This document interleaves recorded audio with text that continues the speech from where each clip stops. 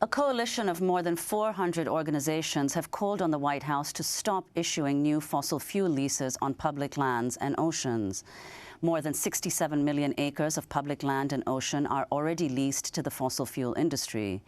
The coalition says that declaring unleased oil, gas and coal on public lands as unburnable would accomplish more in the global fight against climate change than any other single action taken by the Obama administration. Joining us here in New York is climate justice activist Tim DeChristopher, who spoke out at Tuesday's rally in Washington. He spent 21 months in federal custody after he was disrupted.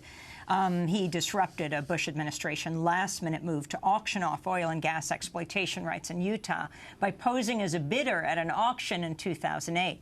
Tim DeChristopher, welcome back to Democracy Now! Talk about this rally this week and what's happening.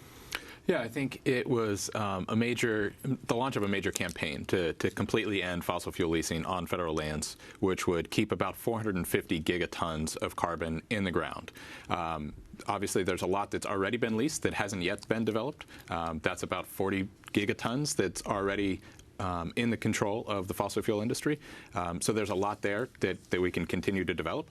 But we should stop issuing new leases was the demand here.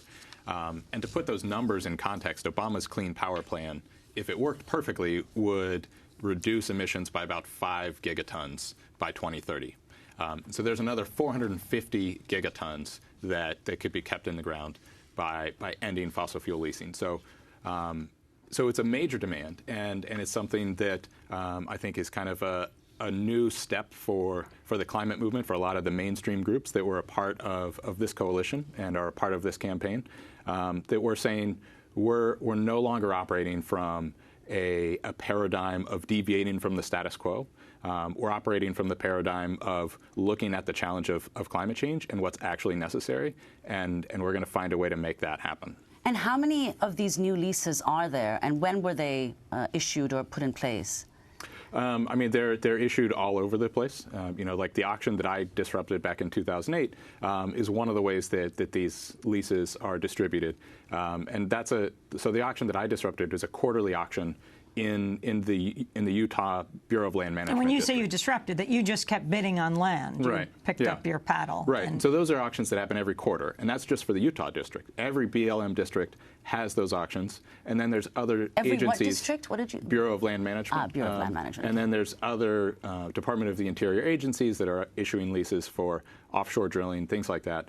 So as you said, there's 67 million acres that are already under development, and even as we were planning this campaign, last Friday at the end of the day, around 5 p.m., the Department of the Interior quietly announced that they intend to issue another 40 million acres of offshore drilling leases in the eastern Gulf of Mexico. What is the Climate Disobedience Center? The Climate Disobedience Center is a new organization that we just got off the ground last week. I'm working with the folks who did the lobster boat blockade a couple years ago, where they blockaded a shipment of West Virginia coal from being delivered to the Brayton Point coal-fired power plant. In Massachusetts? Yeah. And it ended up that the attorney, the district attorney there, joined with them? Right. Yeah. And so, it was a principled act of civil disobedience that had a big public impact. And so that's the kind of thing that we're trying to encourage more of. And so we're putting ourselves out there as a resource and support center for other people that want to engage in serious civil disobedience around the climate issue. And so we're sort of an open-ended support team for whatever kind of backup people need when they stick their neck out. Well, I want to thank you for being with us. Tim DeChristopher spent 21 months in prison for disrupting an auction of public land in 2008 to prevent oil and gas drilling on thousands of acres in public land in his home state of Utah, a subject of the documentary Bidder 70 that's releasing today in New York.